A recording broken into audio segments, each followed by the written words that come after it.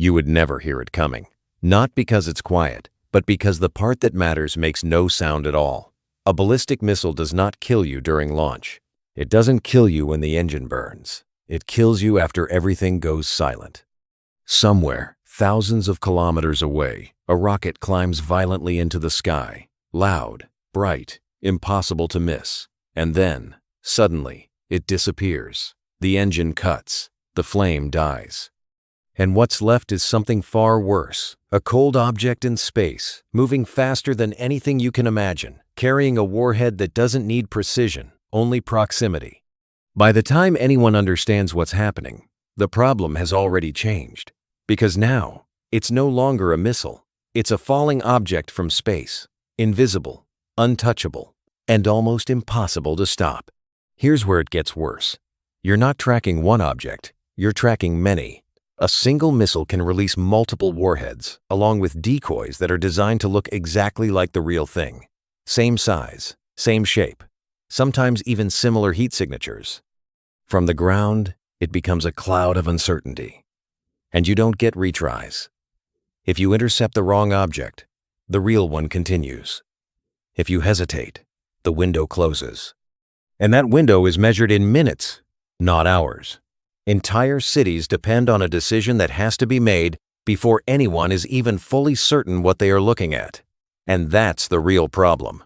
Not speed, not power, but the fact that the defender has to decide before they truly understand the situation. This is Battletech Declassified. Modern warfare, explained. Somewhere in Alaska, far from any battlefield, a set of silos sits under snow and silence. No movement, no urgency, nothing that suggests these are active defensive systems. But inside those silos is one of the most extreme ideas ever turned into reality. A system built to destroy a nuclear warhead in space, not near the ground, not during launch, but in the middle of its flight, where everything is hardest. This system is called ground-based midcourse defense, and it exists for one purpose: to hit something moving at hypersonic speed outside the atmosphere without ever seeing it directly. Think about that. You are trying to hit a bullet with another bullet in the dark, while both are moving faster than anything your brain is built to process. There is no explosion to rely on. No proximity fuse. The interceptor has to collide directly with the target, a direct hit, which means the system has to predict the future, not where the object is, but where it will be, minutes ahead, based on incomplete, shifting data. While the attacker is actively trying to confuse it, this is not a shield. It's a gamble against physics, time, and deception. And once that gamble starts, there is no pause, no reset, no second attempt, only the outcome. Everything starts with a question that sounds simple, but isn't. Did something just launch? Not what it is, not where it's going, just that one thing. Did something leave the ground with enough energy to matter? Because the system doesn't have the luxury of waiting for confirmation. It has to react to possibility. And the Earth is full of noise, fires, industrial heat, rocket tests, reflections, false signals that look real for just long enough to matter. Somewhere in that noise, a missile ignites. For a few minutes, it burns hotter than almost anything else on the planet. That's the only easy part. That's the only moment where the system has a clear advantage. And it lasts minutes. Miss that window, and everything becomes harder. So satellites watch constantly, not passively, aggressively scanning for anomalies, a spike in infrared energy that doesn't belong, something that rises too fast, burns too hot, moves too deliberately. The moment that spike is detected, the system reacts, not because it knows exactly what it is, but because it can't afford to ignore it. And now the clock starts, because detection is not enough. Detection just means you've entered the race, and the system is already behind. Now comes the harder part. Understanding what you just saw. Where did it launch? What type of missile is it? What trajectory does it follow? And most importantly, where is it going? But early data lies, or at least it misleads. The first seconds of tracking are incomplete, distorted, sometimes flat out wrong. It's like trying to predict where a ball will land after seeing only the first fraction of its movement. Except this ball can cross continents, so the system does what humans can't. It calculates. Constantly updating, rebuilding the trajectory every second, narrowing uncertainty, but never eliminating it. And that's the tension. The system has to act before it knows, because if it waits for certainty, it loses time, and time is the only resource it can never recover. So, it leans forward, treats ambiguity as a threat, builds a response while still figuring out the problem. And all of this happens before the missile even leaves the atmosphere, because once it does, the situation changes again. The signal fades, the visibility drops, and what was once obvious becomes almost invisible. Once the missile enters space, it becomes something else entirely. No flame, no sound, no easy signature to follow. Just objects, drifting at extreme speed along a path defined by physics.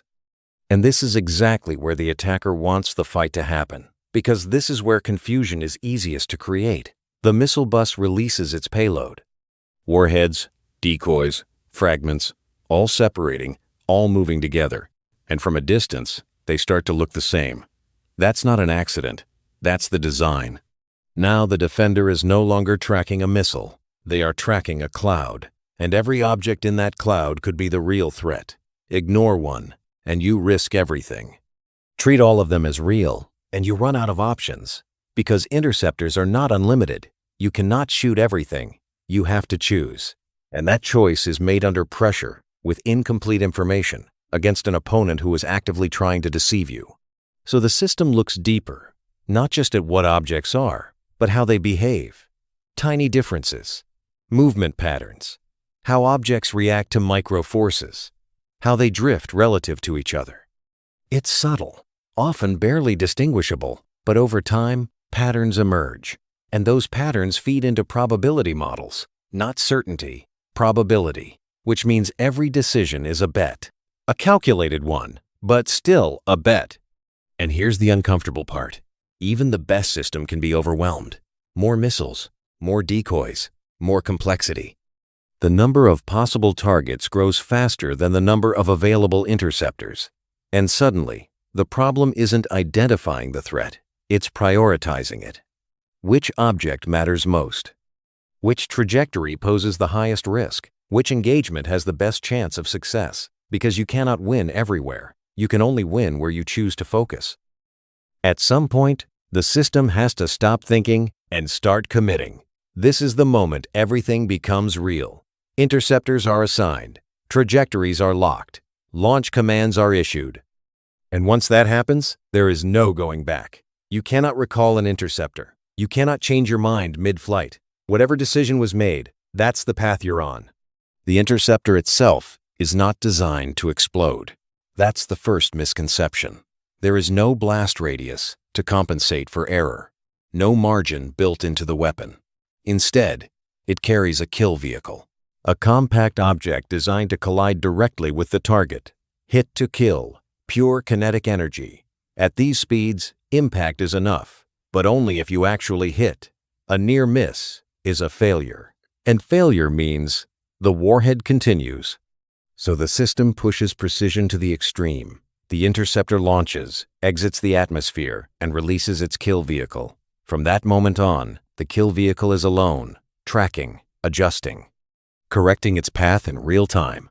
No pilot, no human intervention, just sensors, algorithms, and physics. And it has seconds to get it right. But even this is not certainty. It's risk management. Fire one interceptor, and you risk missing. Fire multiple, and you increase your chances, but reduce your capacity to respond elsewhere. And if the attacker launches enough missiles, even that strategy starts to break, because eventually, you run out of interceptors before they run out of targets. And that's the real weakness. Not that the system doesn't work, but that it doesn't scale infinitely. By the time an interceptor leaves the ground, the system is already committed to a version of reality that might not be fully correct. That's the hidden risk. Everything that follows depends on the quality of the earlier decisions. If the tracking was slightly off, if a decoy was misidentified as real, if a real warhead was dismissed as noise, the interceptor is now chasing the wrong thing at extreme speed. in an environment where correction options are limited. And the closer the objects get to re-entry, the less time remains to fix those mistakes. This is why the system doesn't rely on a single sensor. It layers information, satellites, ground-based radar, forward-deployed tracking systems, all feeding into the same picture. Not because any one of them is perfect, but because together they reduce uncertainty. Each sensor sees the problem differently. Infrared detects heat, radar measures distance and velocity. Combined, they create a more complete understanding. But even then, it's not perfect. It's just less wrong. And in this context, being less wrong is often the difference between success and failure. The radar systems play a critical role here. Massive installations capable of tracking objects at incredible distances. But radar has its own limitations. Resolution drops with distance.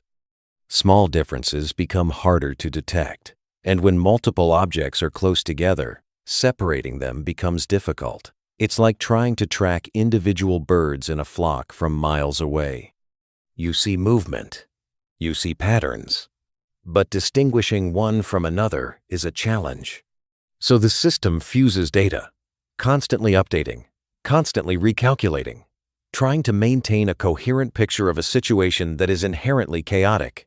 And while it does this, the clock keeps ticking.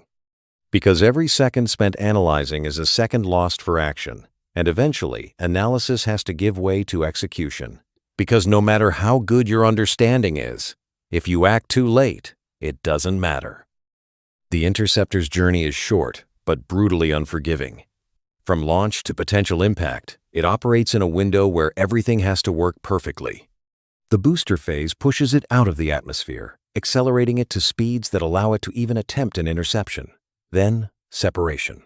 The kill vehicle detaches, becoming its own system, relying entirely on onboard sensors and pre-fed data. From here, it's alone. This is where the problem compresses. What was once a wide, uncertain situation becomes a single objective. Find the target, adjust trajectory, collide. But the environment is still hostile to clarity. Objects are still moving, still separating, still potentially deceiving. And the kill vehicle has to interpret what it sees in real time, without human correction. Because communication delays, even small ones, are enough to make remote control impossible. Think of it like trying to catch a fly in a dark room, except the fly is moving at hypersonic speed and you only get one attempt. That's the level of difficulty involved. The kill vehicle uses infrared sensors to detect subtle differences in heat signatures, trying to distinguish the real warhead from decoys. But decoys are designed to minimize those differences, which means the system is always working with ambiguity. And yet, it still has to decide, because indecision is failure. If the kill vehicle hesitates, if it delays its final adjustment, it misses. And a miss is not just a missed opportunity, it's a surviving warhead, which means everything depends on the ability of a machine to interpret incomplete data and commit to an action in a fraction of a second. At this point, everything looks under control. Sensors are tracking, interceptors are in flight. The system has made its decisions. From the outside, it feels like a clean process. Detect, track, intercept. But inside the system, this is where the real tension starts to build. Because this is the moment where small errors begin to matter. Tiny inaccuracies in trajectory prediction. Slight misreads in sensor data. Minor delays in communication. Individually, they seem irrelevant. But together, they start to compound. And here's the problem. The system cannot pause and reassess. It cannot say, wait, let's double-check that target. Everything is moving too fast. Once the interceptor is committed, the timeline collapses into seconds. And in those seconds, the system has to trust everything it has already decided, even if parts of that decision were made under uncertainty. Now imagine that one of the objects being tracked behaves slightly differently. Not enough to clearly identify it as a decoy, but enough to create doubt. The system flags it, updates probability. But it's too late to change course. The interceptor is already locked. And now you are watching a machine chase something that might not be the real threat. This is the moment where defense becomes psychology. Because the system is not just fighting physics, it's fighting deception. And deception doesn't need to be perfect. It only needs to create enough confusion to force a bad decision. And once that decision is made, the outcome is already in motion. While the first interceptor closes in on its target, the system is already preparing for the possibility that it fails. This is not pessimism, it's design. Because in this environment, failure is not an exception. It's an expectation that has to be managed. So additional interceptors are launched. Redundancy is built into the response. Not because the system is weak, but because the problem is unforgiving. But redundancy creates pressure elsewhere. Every interceptor you launch is one you cannot use later. And if the attack is larger than expected, if more missiles are inbound, if more decoys are deployed, the system starts to stretch, resources thin out, coverage gaps begin to appear. And suddenly, the system is no longer just solving a technical problem, it's managing scarcity. This is where the attacker's strategy starts to reveal itself, not necessarily to overwhelm completely, but to create just enough complexity to force the defender into difficult choices. Do you commit more interceptors to increase your chances now, or hold some back in case more threats appear? Do you engage every possible target, or prioritize based on probability? Every option carries risk, and the system has to choose. And while all of this is happening, the objects in space continue their silent descent. No warning, no visible sign of urgency, just motion, constant, inevitable motion toward re-entry. And with every second that passes, the margin for error shrinks. Because once the warhead re-enters the atmosphere, the midcourse phase ends. And with it, the best chance to stop it. Now the system is approaching the moment that defines everything. Interceptors are seconds away from potential impact. The kill vehicles are making final adjustments, tiny corrections that determine whether they hit or miss. And this is where everything becomes binary. There is no partial success. Either the target is destroyed or it isn't. The closing speeds are extreme, several kilometers per second. At that velocity, even a small miscalculation becomes a complete miss. The kill vehicle has to interpret its sensor data perfectly, distinguish the real target from decoys, and commit to a collision path with no room for hesitation. And it has to do it autonomously, because there is no time for human intervention. And then, impact. If everything works, it's almost invisible. No explosion you would recognize, just a sudden loss of signal, a target that disappears from tracking. The system registers it as a success, but even then, the job isn't over, because the system has to confirm that what was destroyed was actually the warhead, not a decoy, not debris, the real threat. And this is where doubt lingers, because confirmation is never instant. It requires continued tracking, continued analysis. And until that confirmation is clear, the system has to assume that the threat may still exist, which means preparing for the possibility that the first interception was not enough. This is the part no one talks about. What happens when it doesn't work perfectly? Because even in successful tests, even in controlled environments, interception is not guaranteed. And in real scenarios, the complexity is higher. More variables, more uncertainty, more pressure, which means the system is always operating under the assumption that something might go wrong. If a warhead survives the midcourse phase, the situation changes instantly. The timeline compresses even further. The options narrow. Because once re-entry begins, the speed increases, the environment becomes chaotic, and interception becomes significantly harder. The invisible shield starts to thin, not because it failed completely, but because its strongest phase has passed. And this is where the true nature of the system becomes clear. It is not designed to guarantee safety. It is designed to reduce risk, to intercept when possible, to complicate the attacker's plan, to introduce uncertainty into their calculations. Because if an attacker cannot be sure their missile will succeed, they have to reconsider whether launching it is worth the risk. That's the real power of the system. Not perfection, but doubt. Because in a world where decisions are made under pressure, with incomplete information and irreversible consequences, even a small amount of doubt can change behavior. It can delay action. It can prevent escalation. And sometimes, preventing the launch is more valuable than stopping the missile after it's already in the air. By the time the interceptors are in flight and the first engagements are unfolding, another system is already under pressure. Not the sensors, not the interceptors, the people.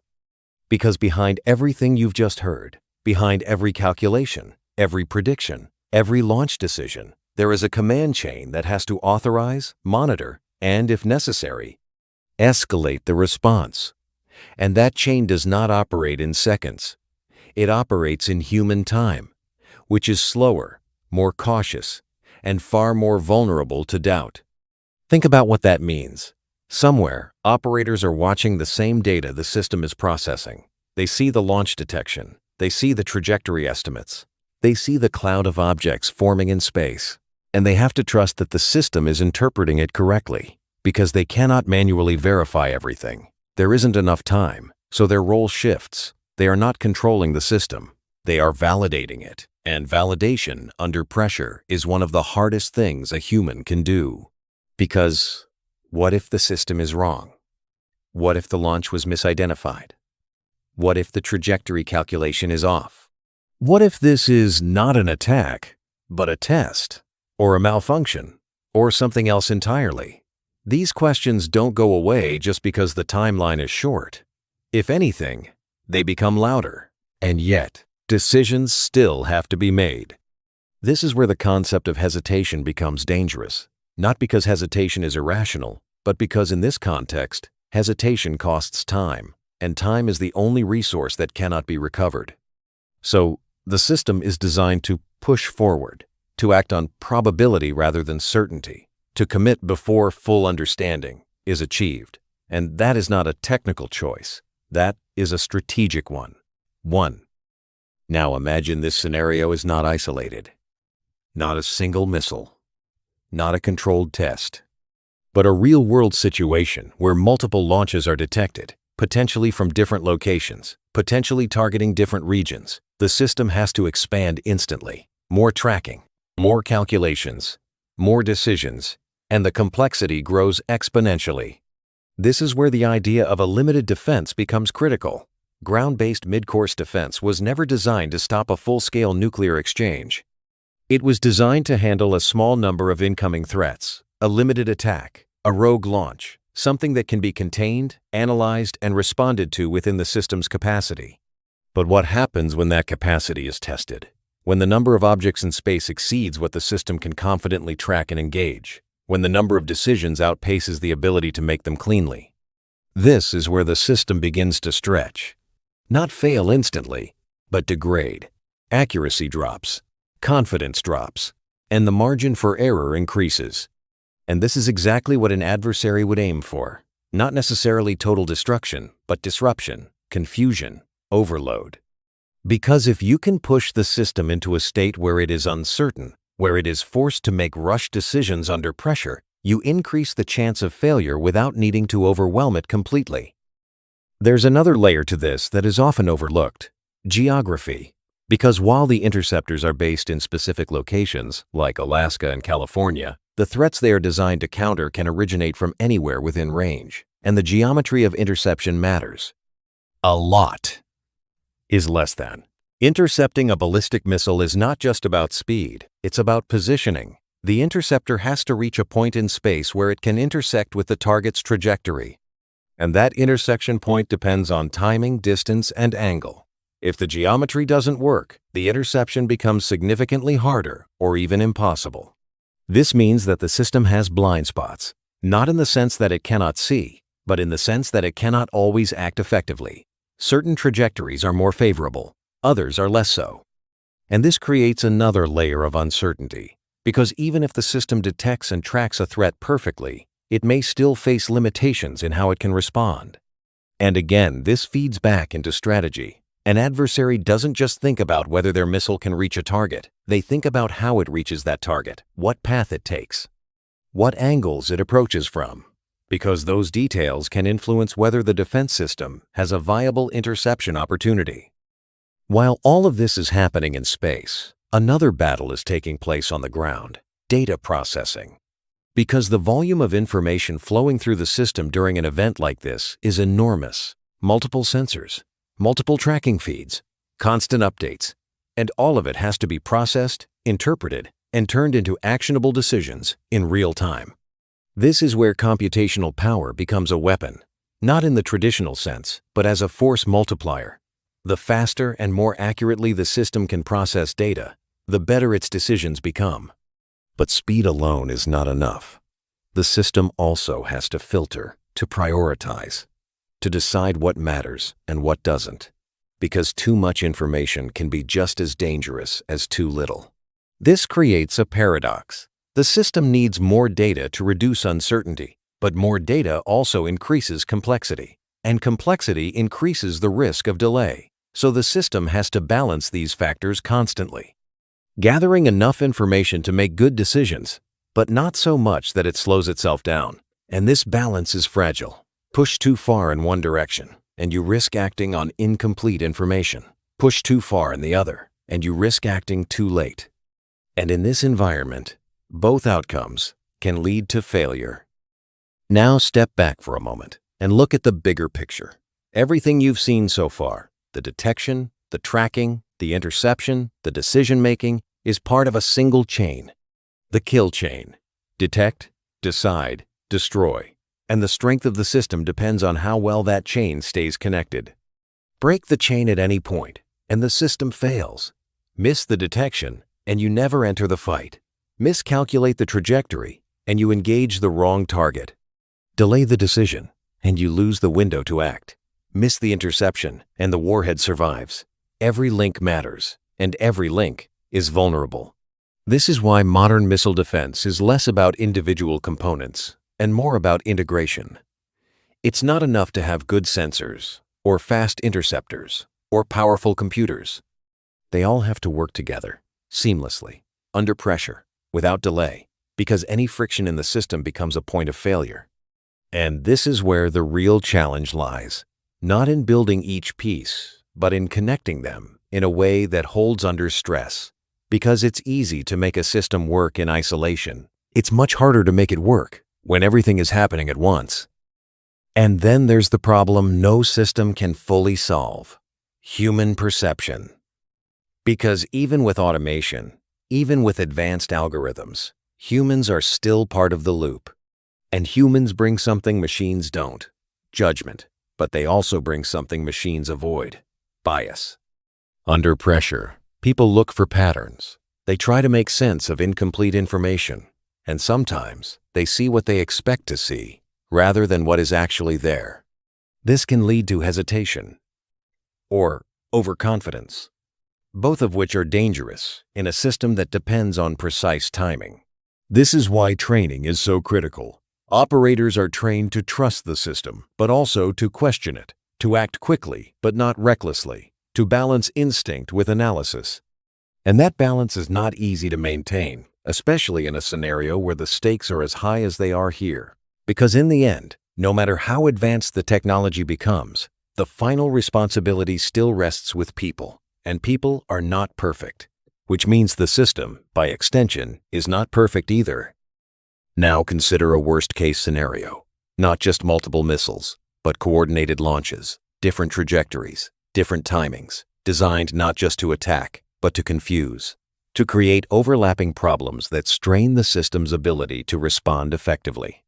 In this situation, the system is forced into a defensive posture that is reactive rather than proactive. It is no longer controlling the engagement, it is responding to it. And that shift matters, because when you are reacting, you are always one step behind. And this is where the concept of saturation becomes real. Not just too many targets, but too many decisions, too many variables, too many unknowns. The system can handle complexity, but only up to a point. Beyond that, performance begins to degrade, not catastrophically at first, but gradually. And in a system like this, gradual degradation can be just as dangerous as sudden failure, because it creates false confidence. The system appears to be functioning, interceptors are launching, targets are being tracked, but underneath, accuracy is slipping. Decisions are becoming less reliable, and the risk of a critical mistake increases. And yet, despite all of these limitations, the system still holds value. Not because it guarantees success, but because it changes the equation. It forces an adversary to consider the possibility of failure, to account for uncertainty, to plan for outcomes they cannot fully control. This is where missile defense becomes more than just a technical system. It becomes a strategic tool, a way of shaping behavior. Because if an attacker cannot be sure that their missile will reach its target, they have to think differently about using it. And that uncertainty ripples outward. It affects planning. It affects decision-making. It affects the willingness to escalate. Because launching a missile is not just a technical act. It's a strategic choice, and uncertainty makes that choice harder. So even if the system never intercepts a single warhead in a real-world scenario, it still has an impact. Because its presence alone changes how adversaries think. And sometimes, that is enough. But uncertainty cuts both ways. Because the defender also lives with it, they cannot be sure that the system will work perfectly. They cannot be sure that every threat will be detected, tracked, and intercepted. And that creates its own kind of pressure. This is why missile defense is always paired with other strategies: deterrence, diplomacy, redundancy. Because no single system can provide complete protection, and relying on one would be a mistake. Instead, the system is part of a larger framework, one that combines offensive capabilities, defensive systems, and strategic signaling, all working together to create a balance. Not perfect safety, but managed risk. And that balance is constantly evolving. As threats change, as technology advances, as strategies adapt, because in this space, nothing stays static, and any system that does will quickly become obsolete. So what you end up with is not a shield in the traditional sense, not a barrier that guarantees protection, but something more complex. A system that detects, predicts, decides, and acts, all under extreme pressure, with incomplete information, against an opponent that is actively trying to deceive it. It works, sometimes. It fails, sometimes. But more importantly, it exists. And its existence changes the way conflicts are planned, the way decisions are made, and the way risks are calculated. Because in the end, the most powerful part of this invisible shield is not what it does in space. It's what it does in the minds of those who have to consider it. It introduces doubt. It complicates strategy. It forces hesitation. And in a world where hesitation can prevent escalation, that might be enough. And that is the real defense. Not perfect interception, but the ability to make the cost of attack uncertain enough that it becomes a question worth reconsidering. And sometimes, that question is all it takes. Even when everything appears to work, detection, tracking, interception, decision-making, there is still one variable that never fully disappears: time. Not just the time it takes to respond, but the time it takes to understand what just happened. Because after every engagement, after every attempted interception, the system does something that feels almost counterintuitive. It keeps going. It does not stop. It does not assume success. Instead, it shifts immediately into verification mode. Did the interceptor actually hit the correct object? Was that object the real warhead? Or was it just another decoy, removed from the equation, while the real threat continues unnoticed? And the problem is, confirmation doesn't arrive as a clear signal. It arrives as an absence. Something that is no longer there, which is much harder to trust. This creates a dangerous window, a moment where the system has already acted, but doesn't yet know if that action was effective.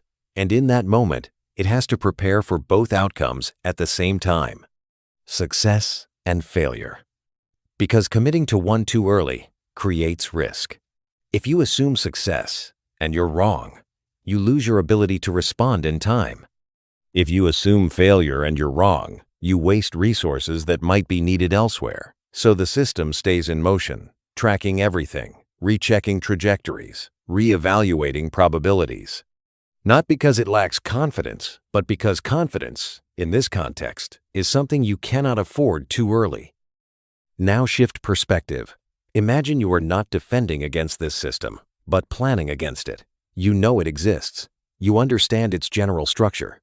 You know it relies on detection, tracking, and interception in a narrow time window. But what you don't know is how it will behave under real pressure, And that uncertainty becomes your biggest problem.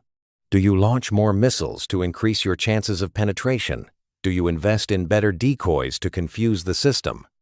Do you spread your launches across different trajectories to force the defense into multiple simultaneous decisions? Each option sounds logical, but each one comes with a cost. More missiles means more exposure. More decoys increase complexity but don't guarantee deception. More trajectories increase unpredictability, but also increase the risk of misalignment. And none of these options eliminate uncertainty. They only redistribute it. This is where the system begins to do something unexpected. It starts influencing the attacker before the attack even happens. Not by stopping missiles in flight, but by making the outcome of those missiles less predictable. Because if you cannot guarantee success, you have to question whether launching at all is worth the risk. And that question is the first real layer of defense. Back on the defensive side, the system is never acting alone. Ground-based midcourse defense is only one layer in a much larger network. A network that includes early warning satellites, forward-based radar systems, command centers, and additional interception layers, each one contributing a piece of the overall picture. This network creates redundancy. If one sensor misses something, another might catch it. If one tracking solution is incomplete, another can refine it. But it also introduces a new challenge: coordination. Because now, multiple systems have to agree on what they are seeing, and they have to do it fast. Data has to be shared instantly, interpreted consistently, and acted upon without delay. And this is where friction appears, not as failure, but as delay. Small differences in data interpretation, slight timing mismatches, conflicting signals that need to be resolved. None of these are catastrophic on their own, but together, they can slow the system just enough to matter. And in a timeline measured in minutes, even seconds of delay can change the outcome. There's another factor that quietly shapes everything: evolution. Because no system like this is ever finished. As soon as it reaches a certain level of capability, it becomes a target for improvement on the other side. New missile designs, more advanced decoys, hypersonic glide vehicles that don't follow predictable ballistic paths. Each new development forces the defense to adapt. And adaptation is not instant. It takes time, testing, iteration, which means there are always moments where the offense is slightly ahead, moments where new threats challenge existing assumptions. And during those moments, the system has to operate with reduced certainty. It has to rely on what it knows, while acknowledging that what it doesn't know may be just as important. This creates a constant cycle. Offense evolves, defense responds, offense adapts again, and the system is always somewhere in the middle of that cycle, never fully complete, never fully stable, always adjusting to a moving target. Then there's the issue that quietly sits behind everything: cost. Because every interceptor, every radar system, every satellite, every layer of infrastructure comes with a significant price. Not just in money, but in time, maintenance, and complexity. And the threats they're designed to counter do not always carry the same cost. Decoys can be relatively inexpensive compared to the systems designed to defeat them, which creates an imbalance. The defender spends heavily to maintain capability. The attacker can spend less to create uncertainty. This imbalance does not make the system ineffective, but it does shape how it is used. It reinforces the idea that missile defense is not about stopping everything. It is about stopping enough. Enough to create doubt. Enough to reduce confidence in an attack. Enough to shift the balance of risk. Now, return to the moment that everything depends on. Not the detection, not the tracking, but the final interaction, the collision. Because after all the complexity, after all the layers of data, all the decision-making, all the uncertainty, the outcome still comes down to one event: two objects meeting in space at extreme speed. And that simplicity is misleading, because everything leading up to it is fragile. The kill vehicle does not know with certainty that it is targeting the real warhead. It operates on probability, on pattern recognition, on sensor interpretation that is good, but never perfect. And in the final seconds, it commits. It makes its last correction. It aligns its path, and it closes the distance. There is no hesitation at this stage, because hesitation would guarantee failure. So it acts, fully, completely, based on the best possible understanding it has at that exact moment. If it hits, the result is immediate, not dramatic, not explosive in the way people imagine, just a sudden disappearance of the target, a signal that drops out, a track that no longer exists. And for a brief moment, everything seems resolved. But even in that moment, the system does not assume success, because it cannot afford to. Because now comes the question that defines the aftermath. Was that enough? Not did something get hit, but did the right thing get hit? Because if the interceptor destroyed a decoy, the real warhead is still there, still moving, still following its trajectory toward re-entry. And this is where uncertainty reaches its peak. Because the system has already acted, it has already committed resources, and now it has to interpret what just happened with incomplete information. It has to determine whether to launch additional interceptors, whether to adjust its response, or whether to conserve what remains. And the problem is, every option carries risk. Launch more interceptors, and you reduce your ability to respond to other threats. Hold back, and you risk allowing a real warhead to pass through unchallenged. There is no safe choice, only trade-offs. So the system does what it has done from the beginning. It balances probability, it weighs outcomes, it continues tracking, and it prepares for the possibility that the first attempt was not enough. Because in this environment, assuming success is the most dangerous mistake you can make. If the interception fails, even partially, the situation changes immediately. The timeline compresses, the options narrow. Because once the warhead begins re-entry, the midcourse phase is over. And with it, the most favorable interception conditions disappear. During re-entry, speed increases, the environment becomes chaotic. Friction, heat, plasma, all interfering with tracking systems. What was already difficult becomes significantly harder. The invisible shield begins to thin, not because it stops working entirely, but because its strongest window has passed. And this is where the system reveals its limits. It cannot guarantee protection. It cannot eliminate every threat. It can only operate within the constraints of physics, time, and available resources. And when those constraints tighten, its effectiveness decreases.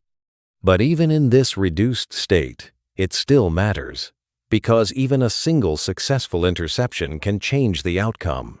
Even partial success can reduce damage. And even an attempt forces the attacker to account for uncertainty in their planning. So step back and look at the system as a whole, not as a perfect shield, not as an impenetrable defense, but as something more realistic, a system designed to reduce risk, not eliminate it. It detects launches, it tracks objects through space, it makes decisions under pressure, it commits resources based on probability, and it acts within a narrow window where success is possible, but never guaranteed. And in doing so, it changes the nature of the problem for the attacker, because now, launching a missile is no longer a straightforward calculation, it is a gamble. One that includes the possibility of failure, of interception, of wasted effort. And that uncertainty affects behavior, which means the system's impact extends beyond the moment of interception. It influences planning. It shapes strategy. It alters decisions before they are even made. So the invisible shield is not what it sounds like. It is not a barrier that surrounds a country. It is not a guarantee of safety. It is something far more complex. A system that watches continuously, calculates relentlessly, decides under pressure, and acts within seconds. It exists in a space where certainty does not exist, where every decision is made with incomplete information, where every action carries risk, and where success is measured not in perfection, but in probability. And yet, that is enough, because in modern warfare, you do not need absolute protection to change the outcome. You only need to shift the odds, to introduce doubt, to make success less certain for the attacker. And sometimes, that doubt is the most powerful defense of all, not because it stops every threat, but because it changes the decision to launch it in the first place.